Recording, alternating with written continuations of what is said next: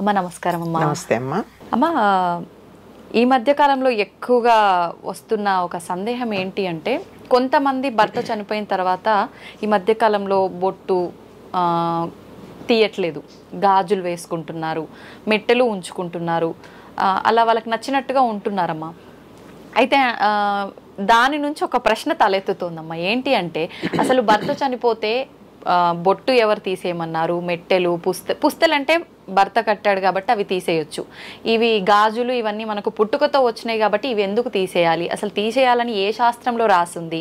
ఇలాంటి ఆలోచనలు చాలా మందిలో వస్తున్నాయమ్మా.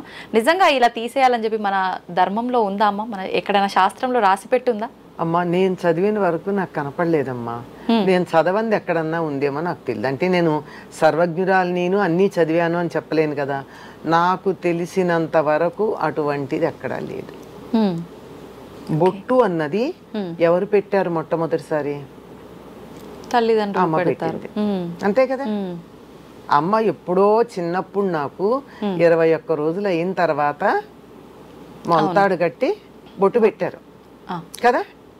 ఆ బొట్టు ఇంకెవరి కోసమో నేను ఎందుకు తీసేయాలి? కరెక్ట్ అమ్మా, తీయక్కర్లేదు.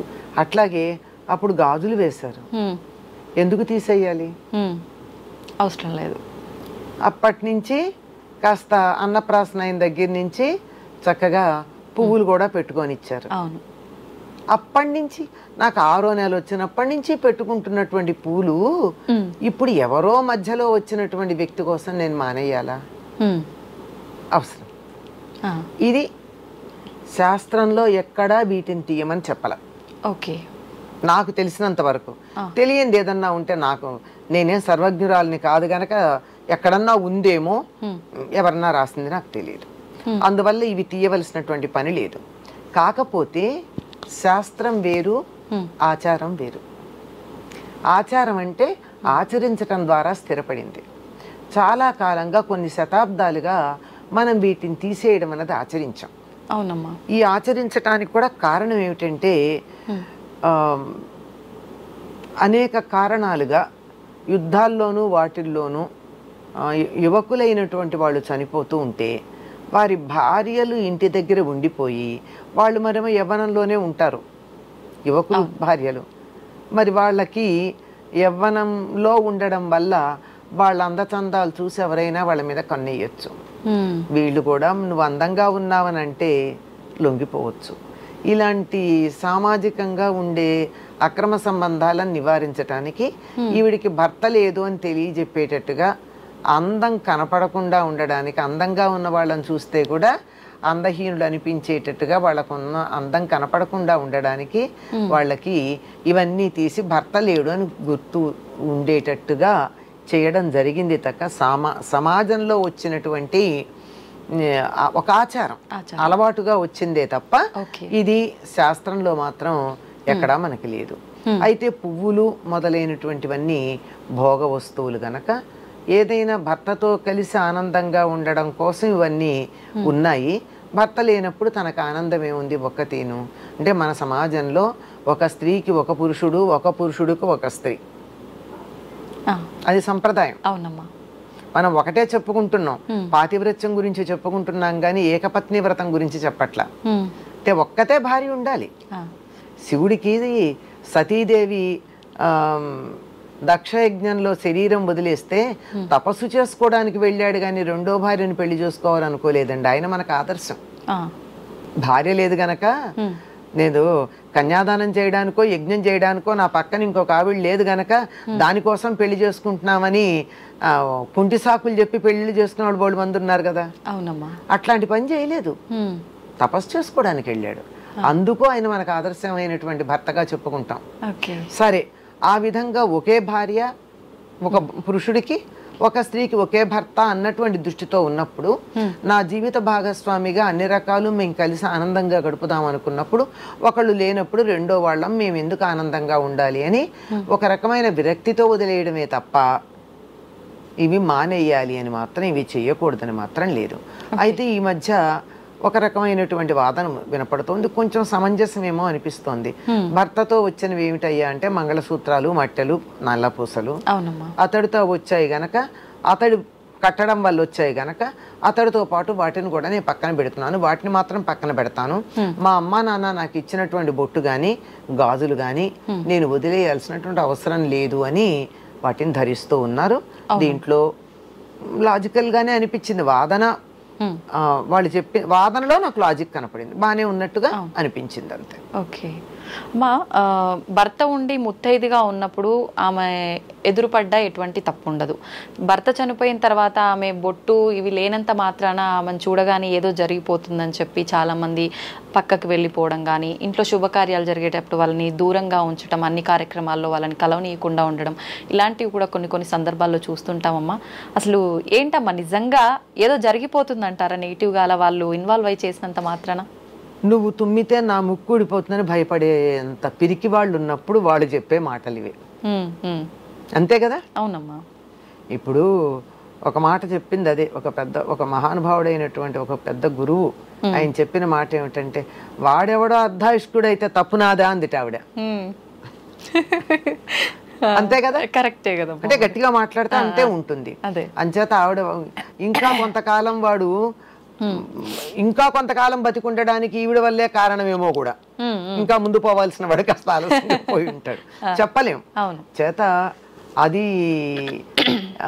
ముత్తైదువే శుభము అనుకోవడమును లేకపోతే కాదనుకోవడము అన్నది మనకి అది ఇది కూడా ఒక సమాజంలో వచ్చినటువంటిదే, ఆలోచన వచ్చినటువంటిదే తప్ప అట్లాంటివి ఏం పెద్దగా పట్టించుకోవాల్సిన అవసరం లేదమ్మా ఈ రోజుల్లో.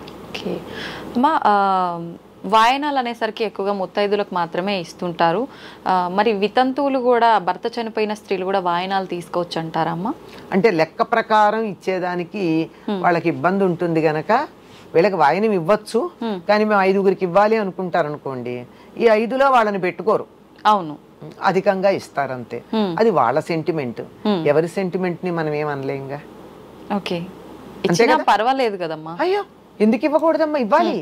వాళ్ళకి ఎందుకు ఇవ్వకూడదు, ఇచ్చి తీరాలని చెప్తారు. కొన్ని రకాలైనటువంటి సంప్రదాయాల్లో ముందు వాళ్ళనే పూజించమని చెప్తారు తెలుసా?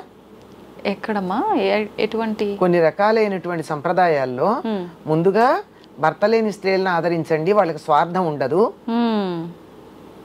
వాళ్ళు బతికేది కుటుంబం కోసమే తప్ప తమ కోసం కాదు, అందువల్ల వాళ్ళు త్యాగానికి సంకేతం కనుక వాళ్ళకే మొదలు వాళ్ళనే గౌరవించాలని చెప్పేటటువంటి కొన్ని పద్ధతులు కూడా మనకున్నాయి. అంచేత వాళ్ళనేం పక్కకు పెట్టాల్సిన పని లేదు. కాకపోతే వీళ్ళకే ఉంటుంది, అయ్యో నేను కూడా భర్త ఉంటే ఇద్దరం కలిసి వెళ్ళేవాళ్ళం కదా అని వీళ్ళ మనస్సులో కొద్దిగా ఎక్కడన్నా ఆ ఫీలింగ్ ఉంటే ఆ నెగిటివిటీ వాళ్ళకి తగలొచ్చు, అందుకని కొంచెం దూరంగా పెడతారంతే, అంతే తప్ప శాస్త్ర ప్రకారం ఏం దోషం లేదు. కానీ చాలా తక్కువ మందే ఉంటారమ్మా అలా అనుకునే వాళ్ళు కూడా. ఉన్న అటువంటి ప్లేస్ లో ఉన్నప్పుడు ఎవరు అలా అనరు కూడా, వాళ్ళు కూడా అనరు, కానీ మనస్సులో చివుక్కుమంటుంది అనిపిస్తుంది. ఆ ఒక్కటి చాలదా నెగిటివిటీకి. నా భర్త కూడా ఉండుంటే మేము ఇద్దరం జంటగా వచ్చేవాళ్ళం కదా, నేను ఒక్క తిని రావాల్సి వచ్చింది. అది మగవాడికి కూడా అంతేనమ్మా, ఆయన కూడా దేనికి పనికిరాడు భార్య లేకపోతే.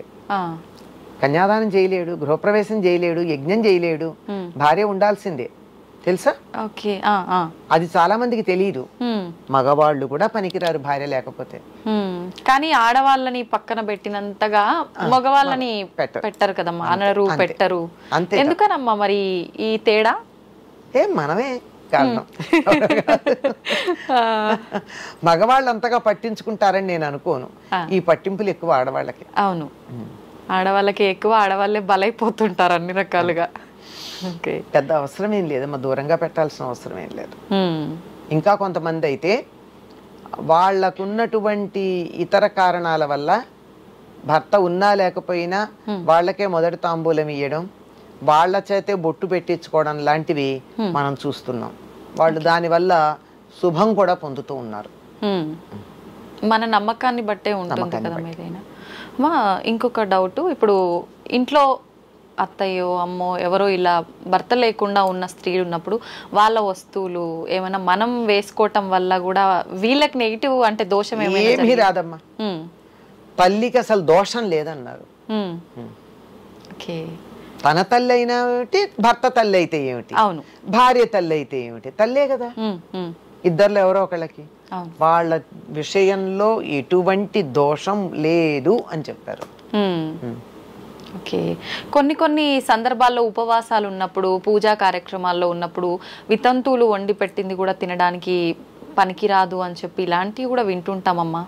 ఉపవాసాలకు కాదు కానీ కొన్ని కొన్ని సందర్భాల్లో పనికిరాదని నిజమేనమ్మా? ఒకప్పుడు అనేవాళ్ళు. అది కూడా ఎటువంటి వితంతువులు, జుట్టు ఉన్న వితంతువులు పనికిరాదన్నారు. ఆ రోజుల్లో జుట్టు లేక తీసేసేవాళ్ళు కదా. అవునవును. అప్పుడు సంప్రదాయం పనికొస్తుంది కానీ జుట్టు ఉన్న వాళ్ళు పనికిరారు అంటే సంప్రదాయాన్ని వ్యతిరేకించారు అన్న దృష్టితో. ఓకే ఓకే ఓకే ఓకే అమ్మా, ధన్యవాదాలు. నమస్తే.